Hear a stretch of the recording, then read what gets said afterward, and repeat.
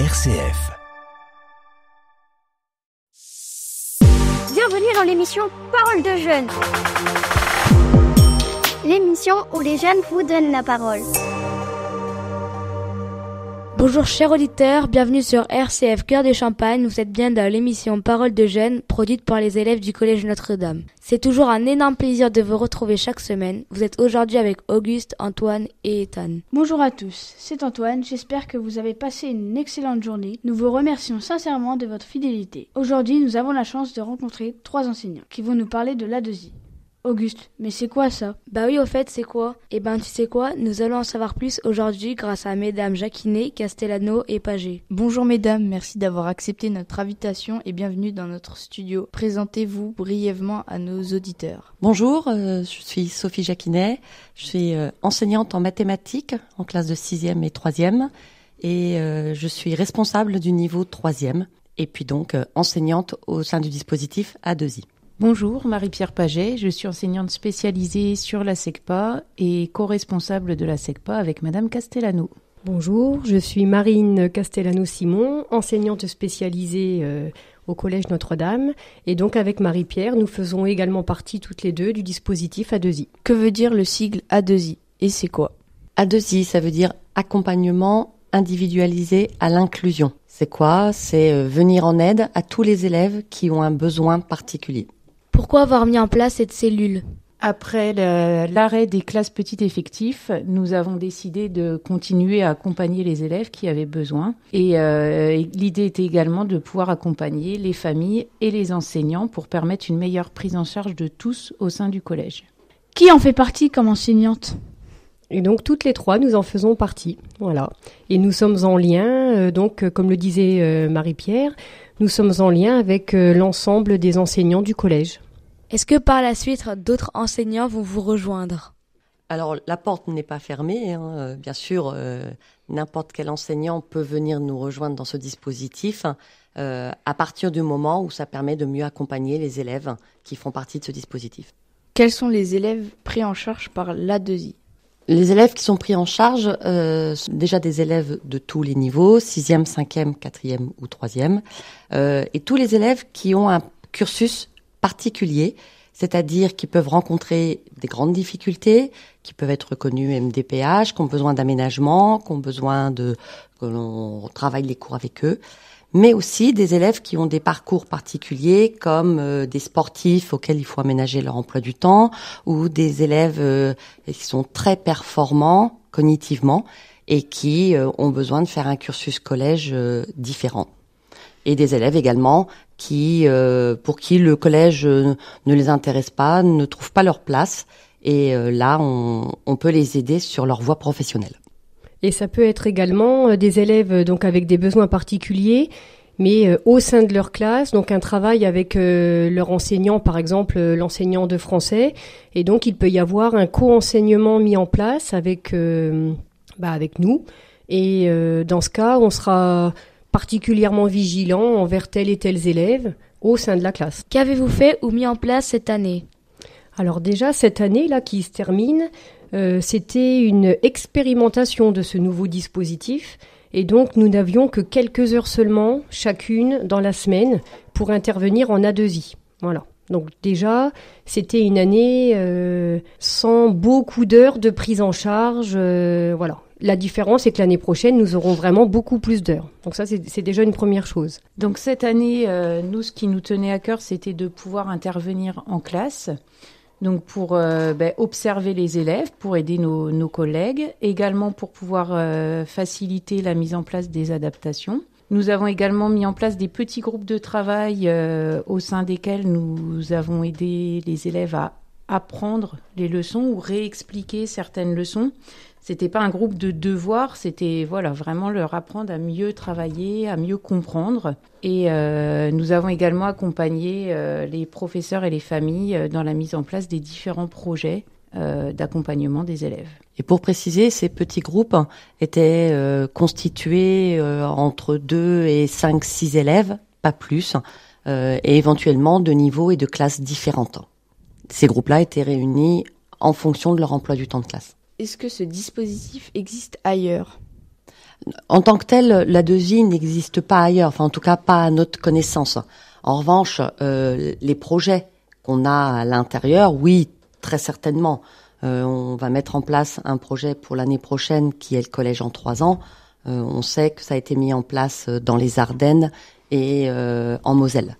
Mais la 2I en lui-même, et tel que nous on l'a appelé, c'est une invention de notre part, aussi bien le sigle que la façon de mener ce dispositif. Mais en échangeant avec des collègues d'autres établissements, on s'aperçoit effectivement qu'il y a un manque dans le second degré pour accompagner tous les élèves à besoin et que beaucoup d'établissements sont en réflexion sur la mise en place de nouveaux dispositifs.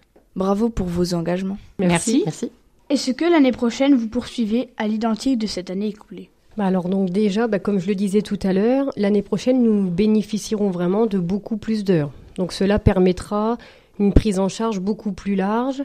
Nous pourrons être vraiment beaucoup plus présentes pour l'ensemble des élèves, familles et collègues, déjà. Et puis ensuite, alors oui, nous allons reconduire les petits groupes, identifier les élèves qui ont des besoins particuliers, des élèves en difficulté. On s'est surtout penché sur ces élèves-là, parce qu'en fait, c'est ce qu'on savait faire à la base, de par nos origines SECPA et classe petit effectif. Mais l'année prochaine, on va aussi développer 2 autres grands axes. Une 4e AGP, avenir général et professionnel, et un dispositif pour le collège en 3 ans. Mais c'est quoi la 4e AGP ? Alors la 4e AGP, donc déjà c'est une année de 4e. Alors année de 4e pour travailler, alors A, son avenir, G, d'une manière générale, avec des enseignements généraux, donc au collège Notre-Dame, et P, avec également une découverte du milieu professionnel, donc avenir général et professionnel. Et en fait, ce nouveau dispositif qui est mis en place en septembre, là, d'ici quelques mois, il s'adresse à quelques élèves qui sont actuellement en 5e au collège Notre-Dame, des élèves avec un profil particulier à qui nous avons proposé que leur année de 4e ait lieu avec donc toute une classe de 4e, une 4e totalement ordinaire, mais durant une demi-journée par semaine, ces élèves-là, ils partiraient en découverte professionnelle. C'est-à-dire toutes les semaines, par exemple, le mercredi matin, ils iraient dans une entreprise donc pour découvrir un métier, voire plusieurs métiers. Ça peut être 2 ou 3 entreprises dans l'année, en fonction du projet professionnel de l'élève. Et ça pourrait également être au lycée professionnel sur un plateau technique. Ah, c'est génial ça! Oui, on espère vraiment que ça va remobiliser les élèves et les amener au mieux dans leur voie professionnelle. Et le collège en 3 ans, c'est quoi ? Eh bien, comme son nom l'indique, il s'agit de faire ces années de collège en seulement 3 ans. Donc, l'année de 6e se ferait normalement. L'équipe repérerait les élèves qui pourraient avoir le potentiel pour suivre ce parcours. Puis, les années en 5e et 4e, les cours seraient répartis sur les 2 niveaux. Et ensuite, les élèves réintégreraient une 3e à temps plein. La 5e et la 4e, en fait, techniquement, on mettrait 2 classes en barrette au niveau de leur emploi du temps.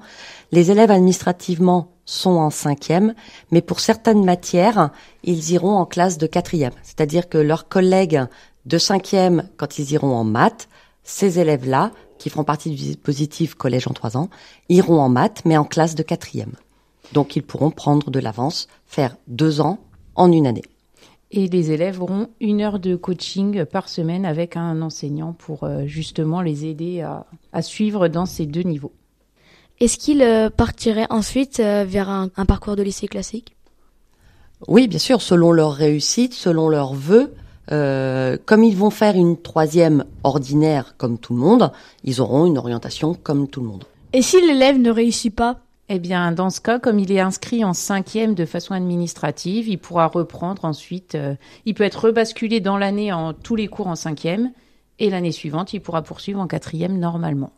Et pour en revenir à la 4e AGP, est-ce que les élèves ne vont pas louper trop de cours ? Donc ces élèves-là, en 4e AGP, manqueront effectivement une demi-journée de cours par semaine. Et nous serons présents, justement, ils auront 1 heure d'accompagnement par semaine avec un enseignant qui sera leur professeur référent en quelque sorte. Et durant cette heure-là hebdomadaire, nous aiderons les élèves à rattraper leurs cours. Par contre, ça va quand même demander, ça demande donc beaucoup d'autonomie et de sérieux aux élèves concernés, parce que ce n'est pas les professeurs qui vont rattraper à la place des élèves le travail. Les élèves vont devoir rattraper, et donc nous serons là pour les guider dans leur travail. Voilà. Nous prévoyons également pour ces élèves un contrat d'engagement. On rentre dans le milieu professionnel, donc le mot contrat nous semblait approprié, car c'est vraiment une filière que nous voulons exigeante. On va vers la voie professionnelle et on veut que tous soient engagés, la famille, l'élève, et puis nous, bien sûr, avec l'entreprise. C'est des nouveautés alors, c'est vraiment bien pour chaque élève. Avez-vous d'autres idées pour les années à venir ? Non, pour le moment, on n'a pas de nouveautés pour les années à venir, si ce n'est quand même de pérenniser ce que l'on a déjà mis en place de façon expérimentale cette année, et puis donc mettre ces 2 gros projets de 4e AGP et de collège en 3 ans, c'est déjà pas mal ça, parce que ça fait quand même des gros projets à mettre en place. D'autant que rien que nos premières missions de cette année, voilà, il faut encore les développer. Donc nous avons énormément de travail qui nous attend. Pourquoi c'était important pour vous de créer cette structure ? Nous sommes toutes très, très sensibles aux élèves avec des besoins particuliers, quels qu'ils soient d'ailleurs. On pense souvent à élèves en difficulté, mais ça peut être effectivement des élèves qui ont des parcours particuliers, on en a parlé, ou des élèves qui ont un fort potentiel et... on est toutes assez sensibles à ça et on veut vraiment que le Collège Notre-Dame soit un collège d'accueil et que chaque jeune puisse s'y épanouir et devenir un adulte accompli. Parce que cet accompagnement, il se fait au niveau scolaire, mais on peut le faire aussi sur tout type de parcours. On a par exemple une élève de 3e qui est en sport de haut niveau en danse sur glace et à qui on a permis d'avoir une tablette, de pouvoir s'entraîner alors qu'elle avait cours, parce qu'en fait elle n'avait pas le choix, et donc ça permet aussi d'accompagner des élèves qui ont un parcours en dehors du collège. Quelle est votre plus grande fierté en tant qu'enseignante ? Alors ma plus grande fierté, même si je n'aime pas le mot être fier, ce qui me touche le plus, moi, c'est quand un élève qui à la base, par exemple, a des très grandes difficultés, n'a pas confiance en lui et un gros manque de confiance, quand au fur et à mesure des prises en charge, au fur et à mesure des rencontres avec cet élève, avec ce travail de co-enseignement avec l'équipe pédagogique de cet élève, et quand au fur et à mesure l'élève s'épanouit, progresse à son rythme, et encore mieux quand l'élève nous dit merci parce que ça c'est grâce à vous. Moi ça rejoint un peu, mais c'est vrai que quand on voit les élèves qui sont fiers de ce qu'ils ont fait, de leur progrès, ou qu'ils ont réussi une évaluation, alors ça peut paraître un peu basique, mais on les voit revenir et ils sont heureux et leur donner envie d'être à l'école, moi c'est ça qui me rend fière. Je pense que ce qui peut nous rendre fiers également, c'est de permettre en fait à tout élève de pouvoir mener son projet à terme. Alors ça peut être juste réussir son collège du mieux possible, être accompagné, reprendre confiance, reprendre pied. Et puis pour des élèves, c'est peut-être leur permettre en même temps que leur collège de pouvoir gérer une autre activité à côté qui est tout aussi importante dans leur vie. Et ça, du coup, de leur permettre. C'était la dernière émission de cette saison. Ça y est, c'est les vacances! Ouais! Aujourd'hui, nous allons faire un tour de plateau. Auguste, qu'est-ce qui t'a plus marqué durant cette année scolaire ? Déjà aujourd'hui, le soleil est là et ça fait plaisir. Ça faisait longtemps qu'on l'avait pas vu. Il est où le soleil ? Il est où ? Non mais en vrai, je vais vraiment vous dire ce qui m'a marqué. C'est ma classe, elle était dynamique et il y avait une bonne ambiance. Et j'ai réussi à obtenir de bons résultats scolaires. Et toi, Ethan ? Alors, ce qui m'a plu cette année, c'est toutes les animations, les clubs, comme le club radio aujourd'hui, et voilà. Et toi, Lenzo, tu nous as pas dit ? Moi, c'est surtout que l'établissement met en valeur les talents des élèves, comme par exemple la nuit des talents. Et toi ? Je vais reprendre un peu ce qu'a dit Ethan. Non, mais c'est facile, ça. Je trouve qu'il y avait plus d'animations cette année comparé à l'année dernière et... Une petite blague pour la fin ? Allez, une petite blague. Comment appelle-t-on un chien qui n'a pas de pattes ? On sait pas. On l'appelle pas, on va le chercher. Nous vous remercions sincèrement d'avoir accepté notre invitation. Chers auditeurs, nous vous souhaitons une excellente fin de journée et n'oubliez pas de sourire à la vie. Bonne fin de journée.